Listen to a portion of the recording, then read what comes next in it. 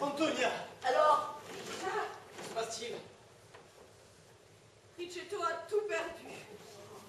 Ses 8 milliards gagnés, puis ses économies, sa montre, sa gourmette, ses boutons de manchette. Tout. La princesse lui a tout joué et tout pris. Nous sommes sortis du château comme deux fantômes. Alors soudain, Riccetto s'est jeté dans le vide de la falaise. Heureusement qu'un arbre 1 mètre plus bas l'a retenu. Pour remercier la Sainte Vierge, il a décidé de ne plus jamais jouer et de quitter la ville. Il est parti à pied vers Palerme, pour s'engager dans la Légion. Oh, ce coup-là, je crois que je suis abonnée au trottoir jusqu'à mon 3e âge. Alors pour nous, ils sont revenus. Bon, il va falloir que je m'habitue au rat et à la misère. Il faut prier, ma fille. Vous avez raison, monsieur le curé. Je vais prier pour que les paranormés descendent ce soir à terre. Et c'est le bon Dieu qui leur a volé. Et moi? Que vais-je devenir? L'affaire va s'ébruiter. L'évêque va être au courant de mes imprudences. Il va me retirer ma cure de castagno. Et pour me punir, il va m'envoyer évangéliser les Iroquois ou les Sénégalais. Adieu, mon petit confort sicilien. Ah, Saint-Joseph, je suis bien déçu. Personne ne la vaincra donc jamais, cette princesse. Personne. Il faut croire personne.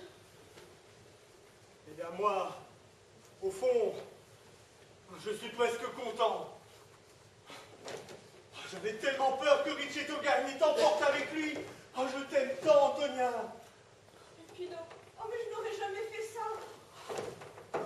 Tu m'as rencontré un jour de printemps, j'avais 19 ans. Oh, et l'année suivante, le jour de notre mariage, je t'ai juré que je t'aimerais toujours.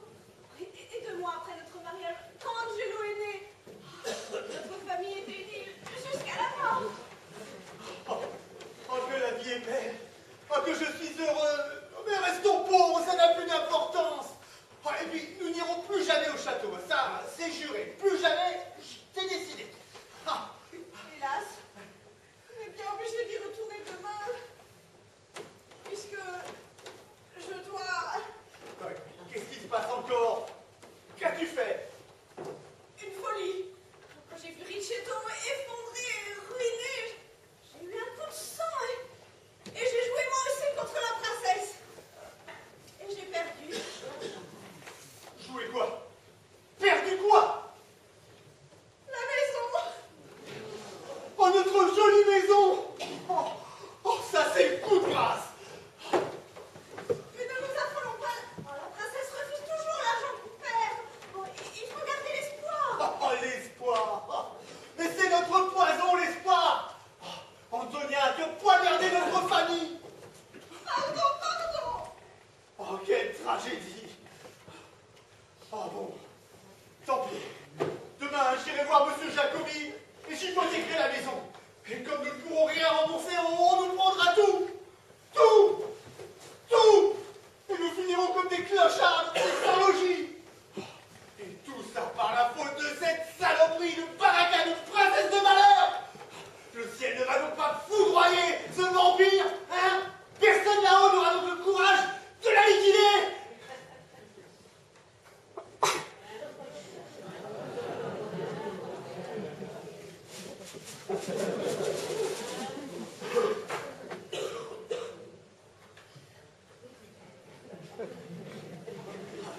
Pas de réponse d'en haut. Le ciel, il s'en fout. Oh, pire même, j'ai compris. Le ciel, il est du côté de la monstresse.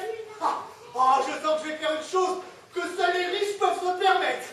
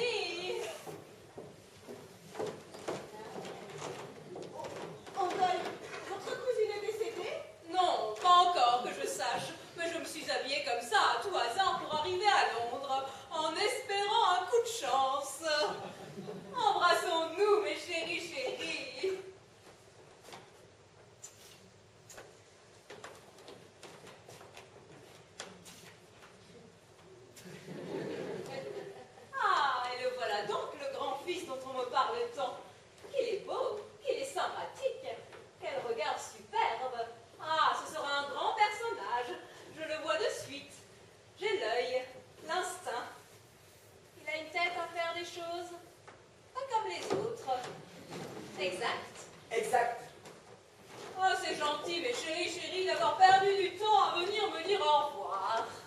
Oui, nous venons aussi régler ce que je dois.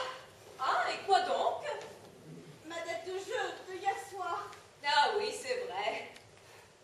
Voici l'hypothèque de notre maison. Ah, quoique je me demande bien ce que vous pourriez faire de nos 4 planches, alors que vous avez déjà des dizaines de palais. Enfin, pour que les choses soient en ordre. Enfin, connaissant vos bons sentiments amicaux. Enfin, pour l'honneur, je vous... Tête de jeu, tête d'honneur. Merci. Adieu la maison. Princesse, je me suis permis, pour le voyage, de vous faire un petit cadeau. Oh, bien modeste, mais c'est ma spécialité. Une pâtisserie de ma façon. Et j'ai mis dedans tout mon cœur. Vous mangerez ce gâteau dans l'avion. Oh, merci Angelo, que c'est gentil de ta part. Embrasse-moi. Oh, mais tu es glacé. Tu me regardes avec des yeux extraordinaires. Tu es un bien étrange garçon. Mais dis-moi, je t'observe. Tu boites? Ta jambe est raide? Oui, il est tombé étant jeune sur son genou. Oui, et les docteurs d'ici ont dit que la rotule était cassée. Alors... Oh, quelle tristesse pour lui. Le chauffeur demande des bagages. Princesse, c'est l'heure. Bon, alors et à bientôt. Oh, Antonia, ma chérie, embrassons-nous. Tâchez de rester toujours aussi jolie et charmante. Votre joue est fraîche comme une pomme. Merci, oh, vous en êtes une autre. Et toi, Pépino, tu es comme tous les hommes intelligents. Tu as trouvé une jolie femme, une fleur des champs. Oh, merci, vous en êtes une autre. À bientôt, j'espère, mes chéris, si les dieux le veulent. Ah, mais ils veulent. Ah, dans une semaine, à votre retour, je vous écrabouille. Et j'espère bien que le voyage et votre deuil vous auront fatigué. Parce qu'alors moi, je vais vous ratisser votre avion, votre yacht, votre Rolls, votre fauteuil roulant. Je vous vois déjà en train de faire la vaisselle dans un snack bar. Oh, mais dis-moi, cher Pépino, pourquoi t'obstines-tu toujours à jouer? Ah, princesse, faut-il que vous soyez des riches pour poser des questions pareilles? Enfin, quand on a travaillé 24 heures sur 24 à ne rien gagner, et qu'est-ce qui nous reste à part l'espoir? Notre seul Dieu à nous, c'est le diable du hasard. Alors, on se jette sur les cartes, les dés, le loto, le tiercé, et tout y quanti. Et alors on rêve qu'on va décrocher le cocotier et qu'on va pouvoir sauter les barrières sociales. Ah oui, princesse, parce qu'il y a toujours encore des barrières sociales. Ah oui, autrefois, elles étaient bien visibles, en grosses pierres de château. Mais à présent, c'est pire, elles sont en plexiglas. On s'y cogne le nez sans les voir. Mais pour moi, tout va bien. Non, non, moi, un jour, je serai milliardaire. Une cartomancienne me l'a prédit. Vous, elle m'a dit, vous avez une tête de riche, elle m'a dit. Alors, en attendant, ce jour futur et proche, recevez, princesse, mes salutations distinguées et siciliennes. Tant pis, c'est pas grave d'avoir un costume de riche, de pauvre, quand on a une tête de riche. Angelo, une minute.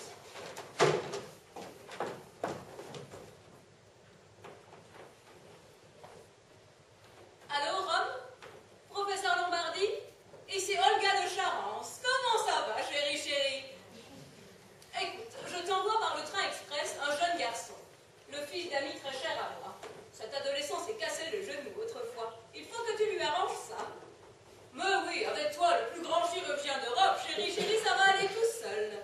Bien sûr, je me charge de tous les frais. Et tu le traites comme un prince, hein. Car figure-toi que dans son genre, c'en est un. Dès que le petit marche, j'envoie l'avion le chercher. Ciao. Alors, Angelo, ne me regarde pas avec ces yeux-là. Je ne suis pas la sorcière que tu croyais. Bonne fée quand je veux. Ah, autre chose. Tu iras reporter ce papier chez l'usurier Jacobi. Et tu papier que tes pauvres parents ont signé, Cézanne. Voilà. Et comme je lis tout dans tes yeux sans que tu parles, je vais t'annoncer une nouvelle qui va te faire plaisir. Je ne reviendrai plus à Castagno. Je vais laisser en paix le diable qui dort dans les folles cervelles de tes parents. Je vais aller ailleurs, à Capri, en Grèce. Partout, hélas, je trouverai toujours de pauvres gens pour garnir mon album. À bientôt, Angelo, et bonne chance dans la vie. Mais je ne suis pas inquiète pour toi. J'ai du flair, et tu es de la race de ceux qui ont la baraka. D'ailleurs, je voudrais te donner un peu de la mienne aujourd'hui. Tu veux bien? Je revois soudain la petite fille que j'étais, à Vienne, à ton âge. Un très vieux monsieur m'avait prise en sympathie. C'est sa baraka à lui que je te transmets aujourd'hui. Il la tenait d'un ancêtre. Tu entres ainsi dans l'international des gens philosophes et malins. Je le vois dans